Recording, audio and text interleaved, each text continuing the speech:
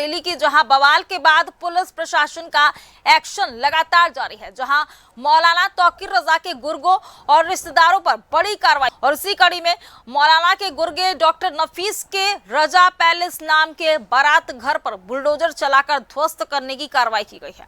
ध्वस्तीकरण के दौरान भारी संख्या में पुलिस फोर्स मौजूद रही। अब आपको बता दें कि इससे पहले बीते मंगलवार को बीडीए ने सपा पार्षद और तौकीर रजा के रिश्तेदार उमान रजा के गैराज को ध्वस्त कर दिया था। साथ ही उसकी 2 नवनिर्मित दुकानें भी सील कर दी गई थी। तो वहीं शहर के जखीरा मोहल्ले में बने रजा पैलेस डॉक्टर नफीस का है और नफीस को पुलिस गिरफ्तार कर जेल भेज चुकी है। आरोप है कि नफीस मौलाना का सबसे करीबी है और बवाल का मुख्य आरोपी भी है और इसी ने लोगों को भड़काया था, जिसके बाद काफी संख्या में लोग जमा हो गए थे। नफीस पर एक इंस्पेक्टर को भी धमकी देने का आरोप है। वहीं डॉक्टर नफीस के साथ साथ पुलिस ने उसके बेटे को भी जेल भेजा है।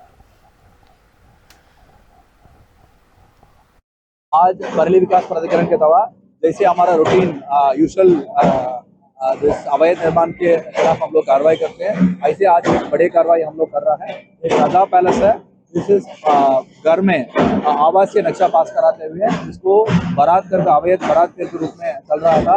2024 में इस बिल्डिंग के खिलाफ हम लोग नोटिस इशू किए थे। 25 मई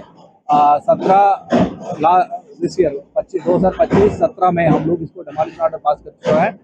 जनरली हम लोग जो भी मान्य न्यायालय का गाइडलाइंस है उसको फॉलो करते हुए इनको 1 महीने इनका अपील के लिए टाइम मिलता है, 15 दिन का नोटिस देना पड़ता है। इस बिल्डिंग को डिमोलिशन ऑर्डर पास करते हुए लगभग 5 महीने हो गया है।